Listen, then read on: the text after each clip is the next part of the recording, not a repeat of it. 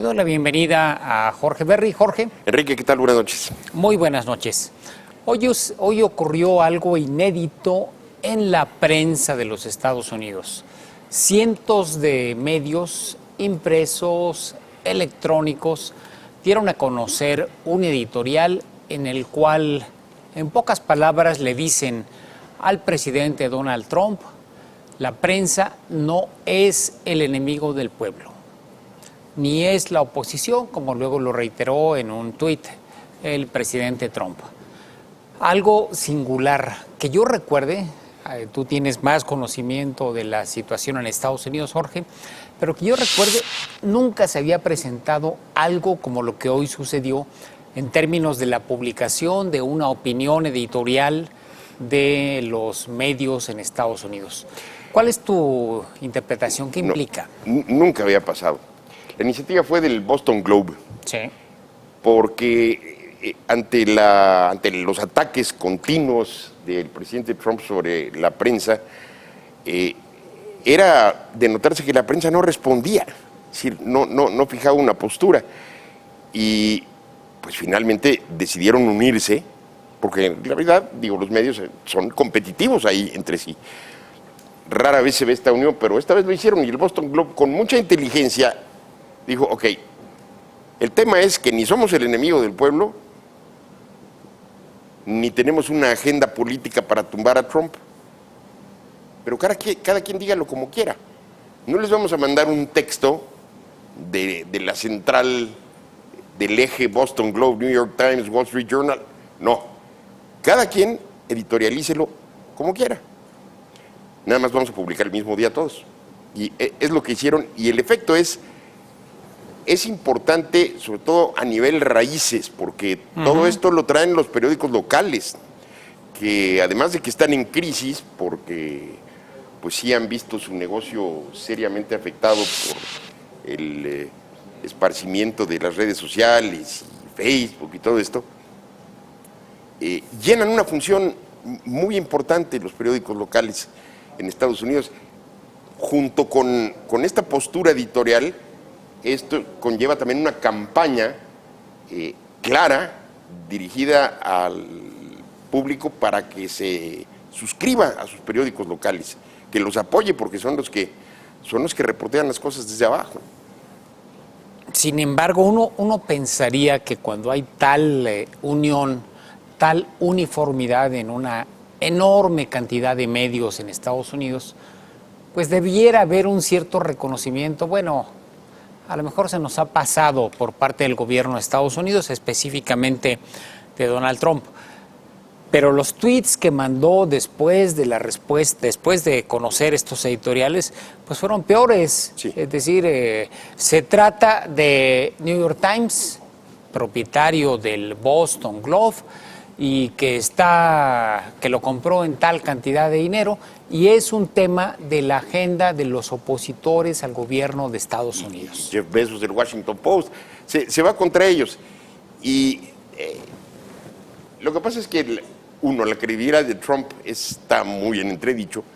Dos, esta batalla contra los medios es clara. Él no puede vivir sin los medios, pero él quiere que los medios digan lo que él quiere que digan. Y los medios pues no se comportan así. Ahora, los tweets son un escándalo. Es decir, en medio de toda esta campaña, el responder: no, pues el fake news, y sigue el fake news. Bueno, no sé, la agenda de Trump es muy extraña. Le damos la bienvenida a la doctora Eunice Rendón. Eunice, gracias por estar esta noche aquí. No, muchas gracias por invitarme. Eunice, estábamos discutiendo justamente de este editorial que la prensa norteamericana sacó el día de hoy, y comentábamos de la respuesta de Trump. Pareciera como que no pasa nada. Son los opositores, fake news, vuelve a reiterar. ¿Cuál es tu impresión después de esto? Pues mira, me parece que como ya conocemos a Donald Trump, pues cualquier cosa que no le parezca va a decir que es un fake news y va a estar en contra. Entonces creo que va a seguir bajo este comportamiento, hoy con esta noticia, mañana con otra, nos ha pasado con otras también en ocasiones anteriores.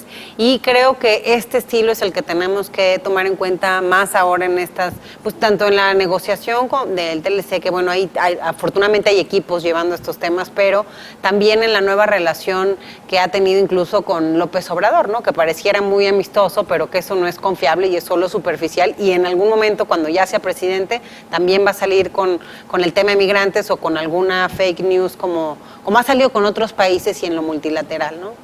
Decía Jorge hace un momento, la credibilidad de Trump está por los suelos.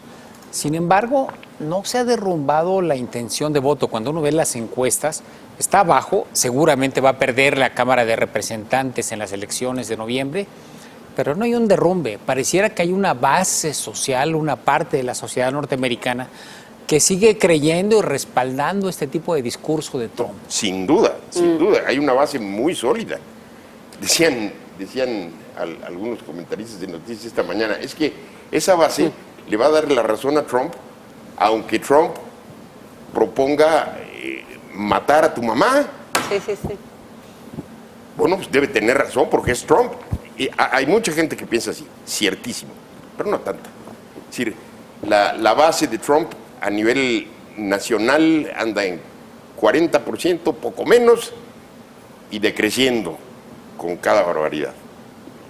Sigue siendo mucha, ¿no? Sí hay una base, ¿no? Yo leía también hoy o ayer un 36% justo de esta aprobación en algunas de sus medidas y en sus políticas, pero también creo que del otro lado incluso hemos estado leyendo republicanos, ya gente de su propio partido que no están de acuerdo, también ya algunos estados manifestando como se han tenido que dar apoyos incluso a agricultores que han tenido pérdidas económicas por las medidas que Trump está haciendo en todo el tema con el comercio exterior. Entonces, creo que de más en más también hay gente que no está de acuerdo, aunque estén, digamos, en los mismos círculos, en este caso los republicanos, o sí la gente que tiene poder económico por allá, empresarios, etcétera, que no están de acuerdo con las medidas ya extremas antimigrantes, que cada vez sí se han ido agudizando más y trastocando ya el ámbito productivo en Estados Unidos, ¿no? Bueno, pero regresando al tema de la prensa y el editorial que vimos hoy. Aquí el problema de Trump es que su estrategia desde un principio ha sido el esparcir el hecho de que la prensa no es creíble. Cuestiona la veracidad del reportero, salvo Fox, claro. La única excepción. Sí. Eso es muy grave, porque ya llegamos al punto en el que pues, entre los republicanos, 51%, más de la mitad, 51%, dicen que le creen más a Trump que a los medios.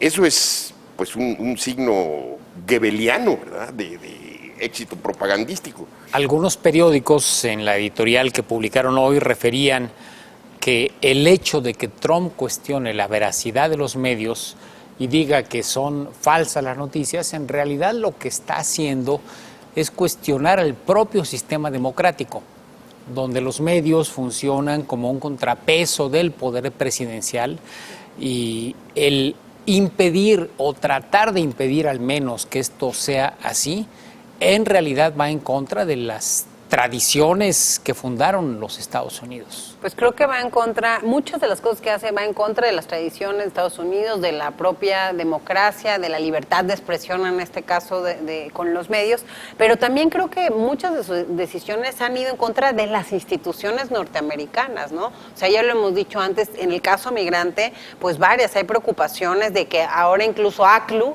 que es la Asociación de Abogados, digamos, de Libertades Civiles en Estados Unidos, que es una red, justo esta semana también sacaba algunas declaraciones de que la gente está siendo citada a ICE para un proceso que ya tienen para un green card o para algún procedimiento de visa, y en el momento que van a la cita los arrestan y los traen, y ya tenían ellos documentados tan solo en las últimas semanas 17 casos similares. Entonces, el comportamiento tampoco es tradicional de las autoridades norteamericanas. El indulto que se hizo en su momento también de Arpaio, también en contra de la decisión de una institución norteamericana. Entonces, creo que ha violado como todos estos procesos y normalidad que tenían estas instituciones con este tipo de cuestionamientos, en este caso a los medios, pero también en varias de sus decisiones de política pues migratoria o exterior o de política interna incluso, ¿no? Ayer el Senado norteamericano presentó un informe bipartidista en torno a política migratoria. Vamos a una pausa y regresamos para platicar de lo que dice este informe del Senado norteamericano.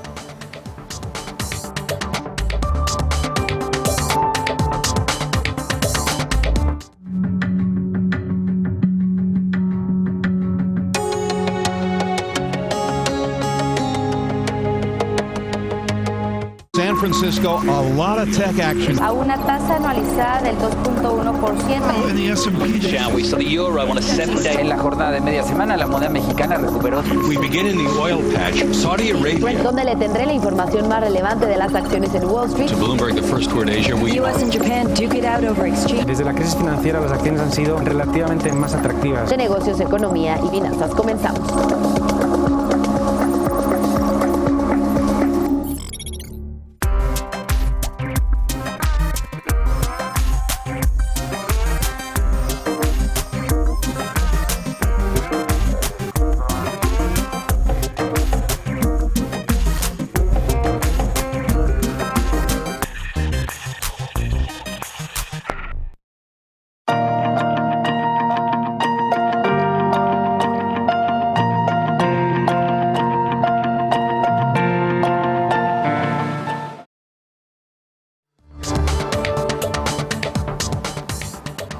Regresamos, estamos al cierre.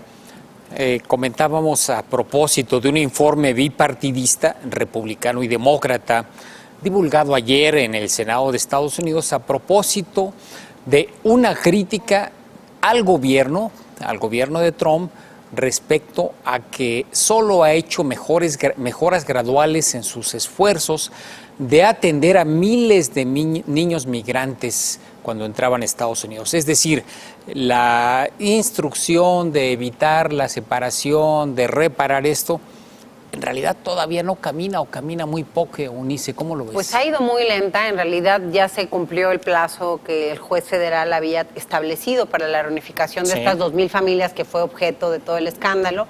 Pero hay que decirlo, no solo son las 2,000 familias, esto ya venía sucediendo y sucede en varios frentes. Hay más ya de 35,000 niños que han quedado sin al menos uno de sus padres porque ha sido deportado durante la administración de Donald Trump. O también tenemos a los más de 200,000 niños que desde 2014 han transitado, digamos, de manera no que se conoce como menores no acompañados, y esos siguen llegando a estos albergues que están en condiciones terribles, ¿no? Hay 600 y tantos albergues que, pues, no, tampoco ha habido una revisión profunda de las instalaciones, de la alimentación, de todo lo que ya vimos también por el caso de estos 2,000, pero además, en el caso de estos 2,000, pues ha podido reunificar alrededor de 900 y tantos de estos niños, pero el resto no se puede, ya sea porque se deportó ya al padre, o porque no lo pueden ubicar, o porque está en un proceso todavía en el que no hay esta reunificación, pero incluso ya hoy salen algunas declaraciones de cómo el mismo Departamento de Salud y de Refugio ya también reconocen la limitación de la autoridad en cuanto a dar seguimiento a caso de los niños, y que incluso han terminado en malas manos muchos de los niños que han dado en adopción, ¿no? O en hogares sustitutos. Ahora, yo me quedé en que el juez se enojó mucho porque no cumplieron el plazo. Pero la consecuencia. Trump dijo que la ACLU se encargara del asunto, que porque ellos no podían.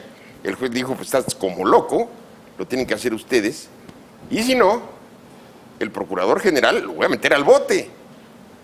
¿Y qué pasó?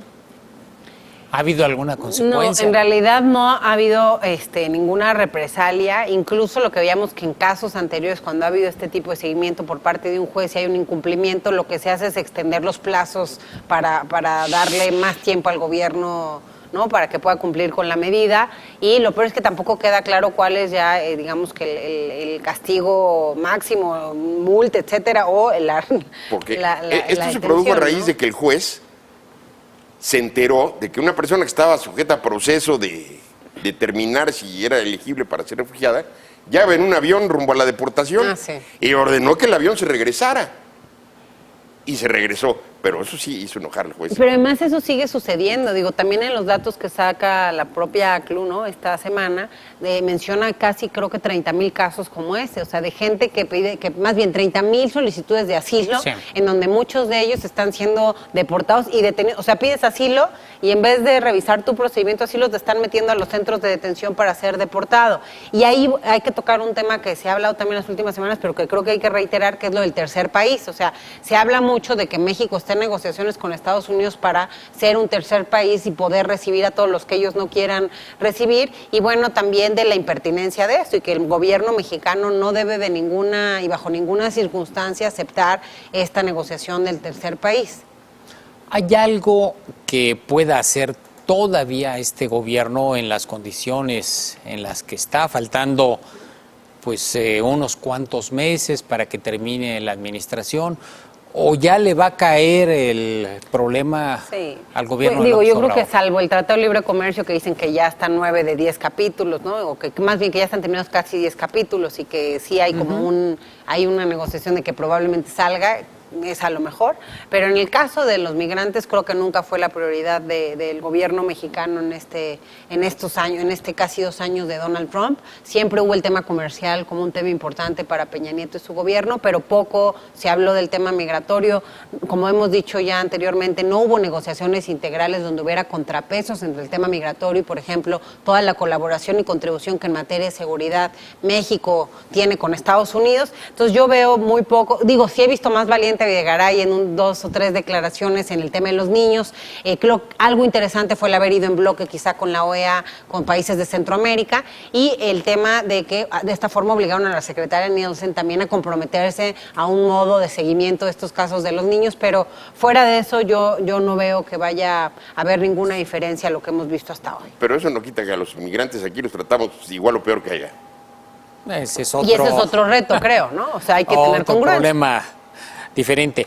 El gobierno de López Obrador, que tomará formalmente posesión el 1 de diciembre, debiera estar haciendo algo en la medida que ya hay nombramientos. Ya está Marcelo Ebrard como encargado de la Cancillería y otras personas, Olga Sánchez en la Secretaría de Gobernación. ¿Debiera haber algo más que pudieran hacer, Eunice? Pues mira, yo creo que tienen todavía tiempo porque todavía no entran al gobierno, pero sí esperamos escuchar, porque pues también fue parte de lo que en campaña se habló, de los migrantes como un tema importante para Andrés Manuel. Tenemos ya a Ebrard, no lo he visto yo hablar mucho del tema migratorio, algunas cosas mencionadas quizá en la carta enviada, pero que tampoco terminan de tener todos los perfiles migratorios, es decir, se habla de con mejores condiciones para que no migre la gente, solo que la realidad de México es que ya cada vez migramos menos. La realidad más bien son los que regresan, que sí son 200,000 más o menos al año de 2014 para acá, y ahí es donde hay que ver dónde está el plan, ¿no? Entonces creo que falta darle dimensión, no he escuchado mucho. Está también Alejandro Encinas, que entiendo que se ha estado reuniendo con algunos grupos. Nosotros desde Agenda Migrante hicimos una agenda, hemos estado buscando espacio tanto con la gente de Ebrard como con Encinas para poder presentarlo, porque son 665 grupos firmantes de esta, que además son irrenunciables de política migratoria, derivados de más de 25 foros en todo Estados Unidos y de un trabajo constante con estos grupos, y creemos muy importante considerar esto, pues para no volver a empezar de cero y para también tomar en cuenta a la gente, a los propios migrantes y a la gente que hemos estado metidos pues en este tema desde hace ya tiempo, y que también vemos pues la dimensión de esta relación bilateral, y creo que lo más importante es poner al centro de esta relación a los migrantes, a las personas, con congruencia también con Centroamérica, con un cambio que poco oído de esa transformación, pero que se requiere, que es del Instituto Nacional de Migración, porque para tener congruencia se requiere un instituto mucho más holístico, ¿no? Con una visión más integral, pero que también que tenga otros procesos, incluso el propio instituto. Solución que también le vendría bien al ICE. Bueno, claro, y con presupuesto, ¿no? O sea, por ejemplo, el Instituto Nacional de Migración, la verdad, no tiene casi presupuesto para los temas sociales, mucho menos. Entonces, los propios albergues para migrantes que tenemos nosotros desde el gobierno, o los centros donde a veces se esperan el refugio o el asilo, incluso adolescentes o menores no acompañados, también son en condiciones terribles. Entonces, creo que, mira, al menos que el propio instituto utilizara los recursos que recauda, con eso tienes, que no se vayan a Hacienda, que se utilicen para estos temas, y bueno, falta saber más de esa profundidad. Se supone que la negociación migratoria es parte de una negociación general. donde el Tratado de Libre Comercio está probablemente como el centro de la escena. Vamos a un corte y regresamos para platicar de las perspectivas de este tratado. ¿Saldrá? ¿No saldrá? Regresamos.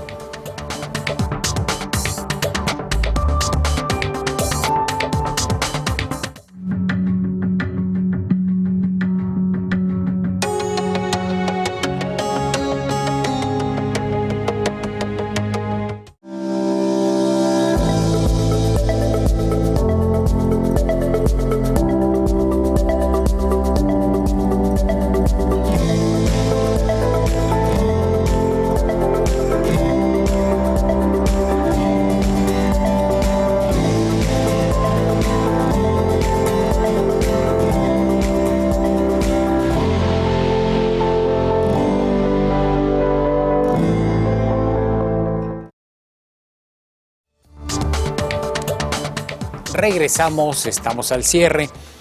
El día de hoy continuaron las negociaciones a nivel ministerial entre los funcionarios de Estados Unidos y los funcionarios mexicanos, Luis Videgaray y Ildefonso Guajardo por parte de México, sus homólogos por parte de Estados Unidos. No asiste aún Canadá. Eso no me gusta. Canadá está ausente, se espera que eventualmente mañana o quizás el fin de semana o la próxima semana se integre. Pues dicen que no van a reintegrarse a la negociación hasta que no estén de acuerdo México y Estados Unidos. ¿Para qué? Para entonces llegar ellos y decir, pero yo no quiero esto. No sé. La fecha impuesta por Agosto. las negociaciones es el 25 de agosto. Que ya casi. Estamos hablando de poquito más de una semana. Y si no sale, Trump en la carta que le envió a López Obrador dijo, bueno, pues habrá que explorar otros caminos entonces. ¿Estás optimista? ¿Saldrá algo? ¿Se podrá negociar en conjunto? ¿Tema comercial, tema seguridad, tema migrantes? ¿Cuál es tu No lo opinión, veo Eunice? negociándose en conjunto hasta hoy. Creo que sí ha sido completamente el tema comercial visto por las dos partes. Entonces, ¿qué es lo que esperamos? Que ya una vez siendo gobierno, Andrés Manuel, ¿no? y el conjunto de equipo que lo acompaña, pues que sí vean los temas ya de manera transversal, más allá que se logre alguna negociación, porque como decíamos, ya están por cerrar casi el 10º capítulo, ya hay varios temas ahí negociados, hay algunas otras cláusulas que siguen estando ahí sin saber qué va a pasar, incluso una de Sunset, que lo que busca es que cada 5 años haya una revisión del tratado, ¿no? Entonces, bueno, hay también muchas voces de empresarios que justamente están afectados por estos temas. Las propias visas del CAN se han visto afectadas por toda esta nueva política de Donald Trump. Ha sido bien difícil renovar las visas de la gente que estaba bajo estos esquemas en Estados Unidos. Entonces, bueno, creo que el tema es más amplio.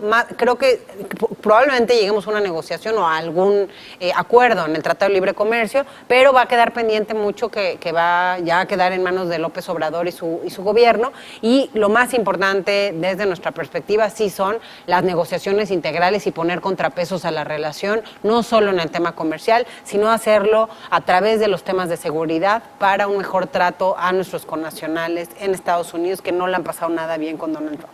No te veo optimista en esta parte, Eunice. Jorge. Queda muy poco tiempo y yo no sé qué tanto entra aquí el cálculo de la ecuación política en Estados Unidos.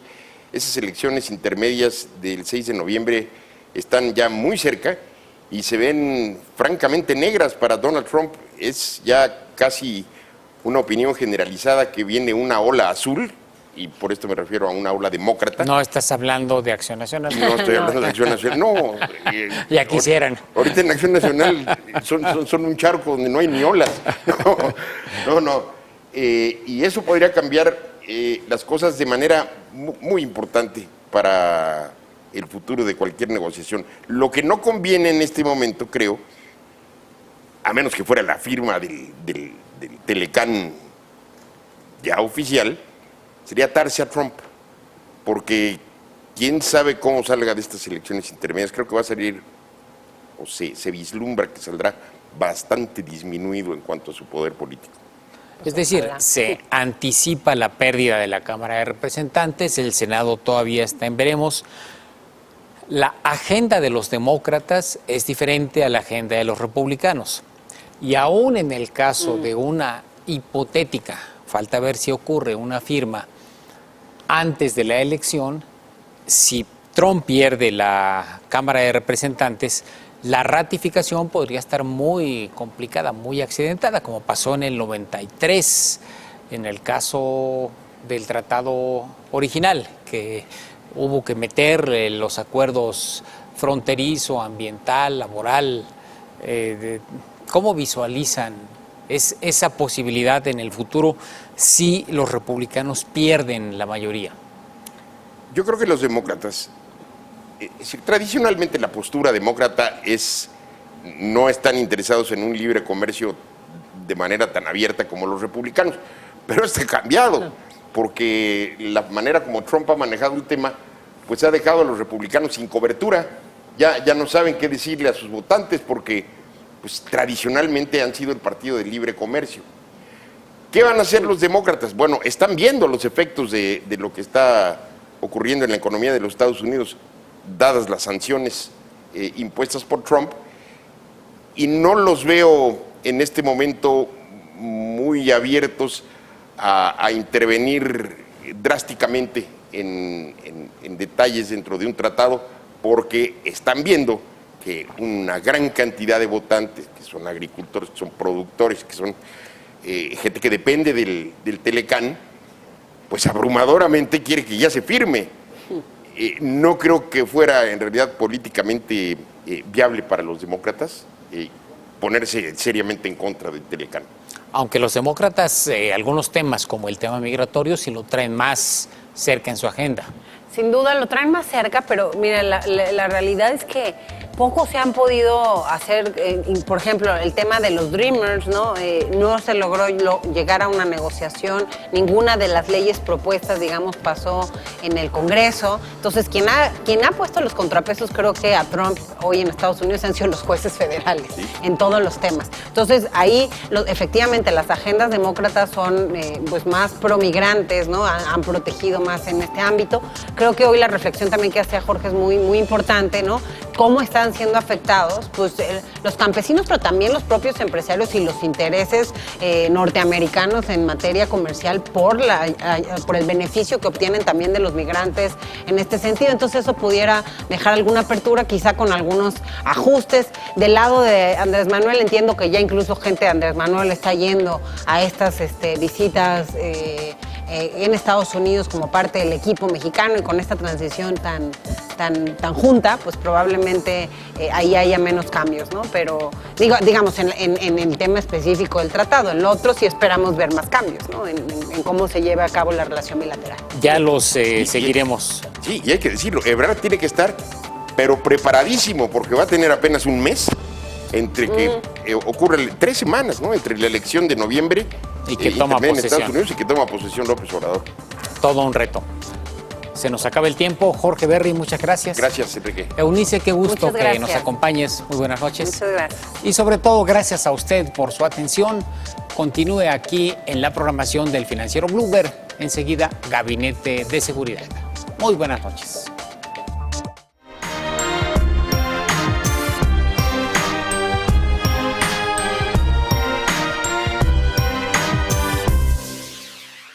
En el Financiero Bloomberg nos conectamos con el público que reconoce lo importante.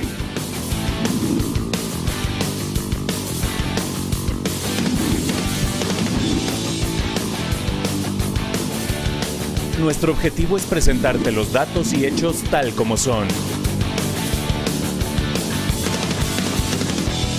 ¿Quiénes ganaron y quiénes perdieron hoy? Te vas a aquellas áreas que son importantes, con peso relevante.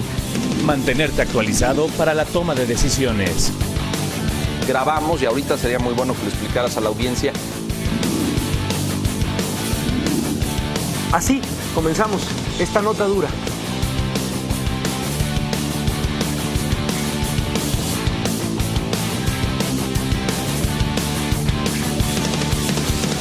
Porque reconoces lo importante, el Financiero Bloomberg.